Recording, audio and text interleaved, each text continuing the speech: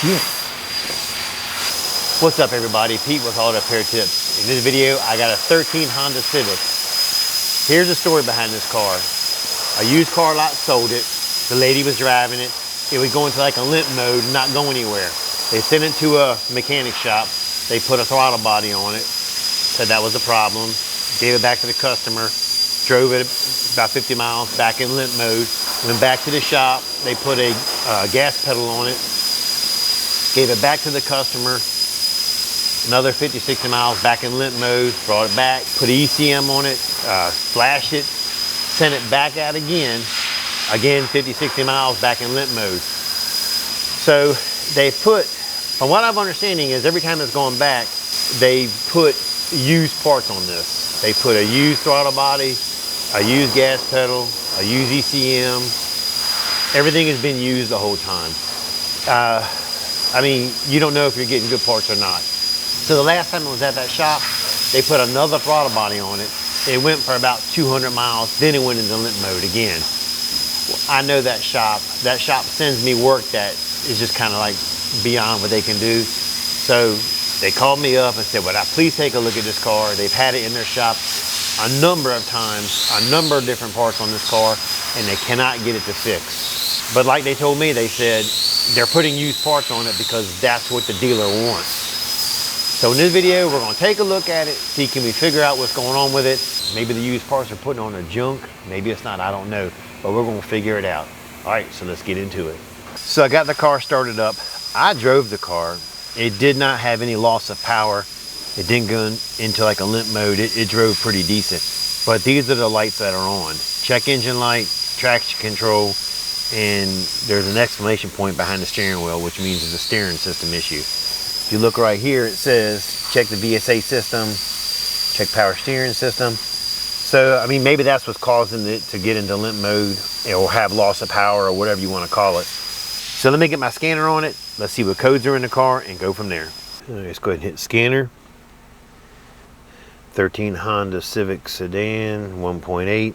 Let's go into code scan. I'm going to do I call it a pre-scan. It's a full system scan. It's what you do before you do your repairs. And then when you do your repairs and you think you finished it, you do clear the codes, do a post scan, drive the car. It's a PCM malfunction for the engine, 8311. And again, that's a used module, they told me. Electronic power steering is a permanent code. So on the power steering, when you get permanent codes, it takes like almost 360 days, if not longer, for it finally to go away, or so many checks of the system. Engine permanent codes are going to be accelerator pedal, position sensor. B is voltage is low. Accelerator position A and B is incorrect voltage correlation, which means they're not working correctly together. Sensor reference voltage B malfunction. Those are permanent codes. They're not actually codes. This is probably things that they've done before. And that's why they're there. They're going to be there. Temporary codes, accelerator pedal position, low voltage, same thing on temporary codes. So far we've scanned 7 modules, 8.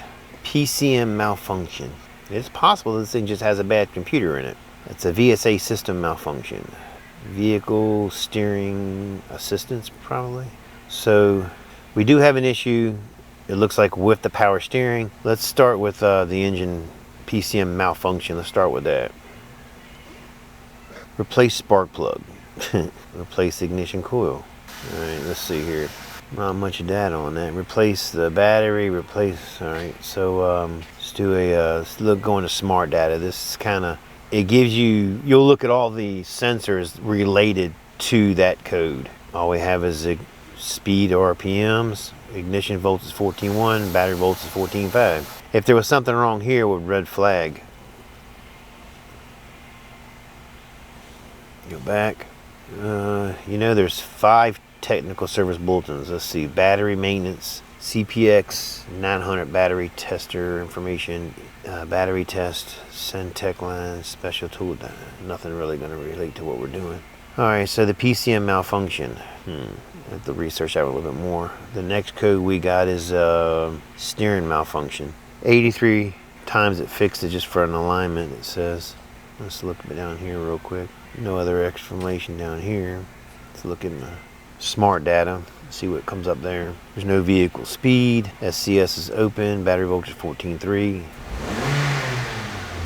Alright, so I think I'm going to have to test drive this thing a little bit more. What I think I'm going to do is clear these codes. I don't normally like to do that, but when I did my pre-scan on this screen here, you saw like a little memory card pop up. That saved it to the cloud so I can go back and print out all those codes later. So I feel confident on doing this. Let me cut the car on, engine off, car on. All right, the screen got a little blurry a few minutes ago. So let me kind of show you where I was at. What I was going to do was I was going to clear all the codes, take it for a test drive, and see which one comes back first. But I got thinking before I did that, let me just go through, let's look at the engine module real quick, or the ECM. Let's go to codes only. I apologize if it gets blurry every once in a while. Now if I go to permanent codes, this is where we see the accelerator pedal malfunctioning. But they did put one in there, and it's very possible maybe they tried to start it with the thing unplugged, and who knows what happens. But when we go here and I hit smart data, let's see what happens. Let's see if anything turns red. I'm gonna give it the gas. All right, so here. So maybe I was reading this wrong. Maybe the permanent codes are the ones that are active codes. This is a Honda, so sometimes they change their terminology. Sometimes the permanent code is the one you just can't get rid of. So look at all the red flags. Lordy be. This is on the gas pedal. AP sensor.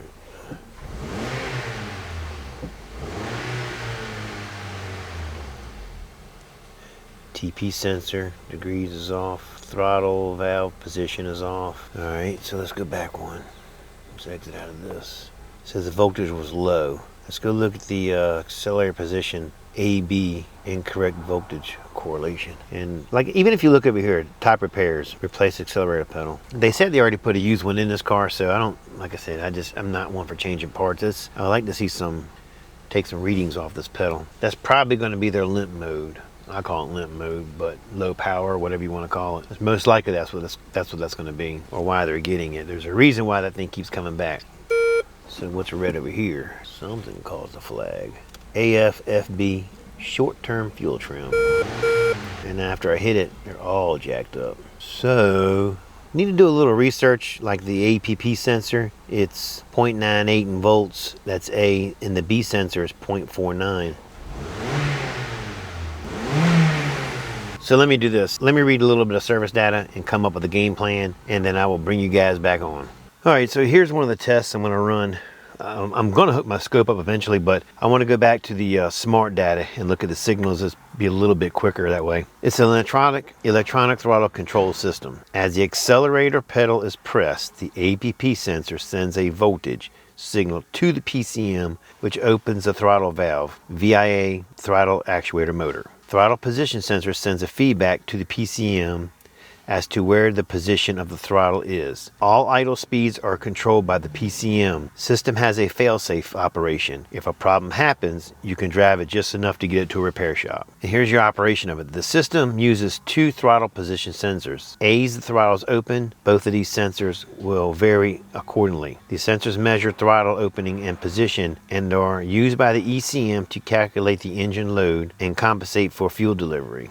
These signals are also used by the TCM for calculating the line pressure for your shifting of the gears. The 6-pin connector right here. On your 4 pins, you have the throttle position is a good signal. Throttle position A is the first one, that's red and black. 5-volt reference is number 2. Throttle position B is yellow. 4 is the ground. Here's a test we can do right here. Key on, engine off. You're at 0 load. It should be 0.9 and 1.72. As I give it the gas and you got 25% load, see how they reverse. This becomes 1.3, this becomes 2.0.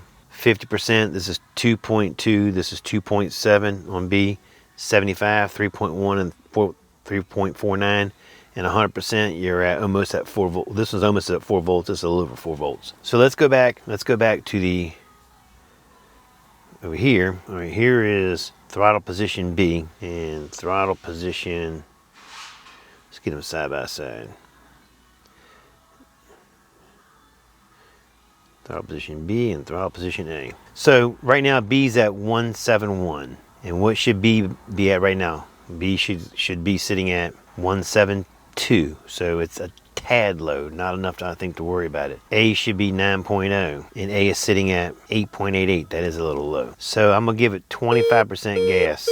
Right here, we're at 186, 108. I'm full throttle, 4.0 and 3.8. And what do we say they should be sitting at? Let's take a look. Come on. At wide open throttle, we should be, B should be 4.1 and 3.9. Yeah, B should be 4.16, almost 4.2, and A should be 3.94. And I'm sitting at B4, which is low, that's why it's red flagged. And sitting at A is also low, that's 3.8.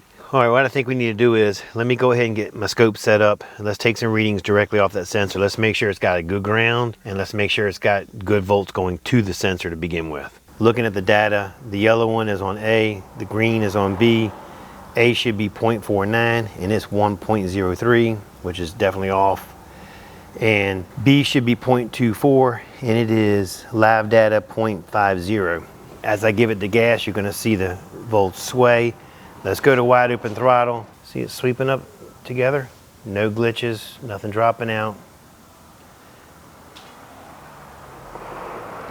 Let's do this. Let's make it a 10-second scale. Let's go to a 1-second scale.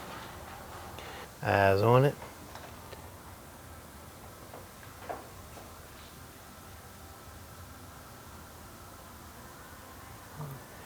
All right, no glitches. All right, so what we're going to do next is, let's go ahead and let's check the 5-volt reference. So the 5-volt is pin number 2. It's a green wire and there should be 5 volts on that. So looking at it, it's telling me pin 2 is supposed to be green. Our pin 2 is blue.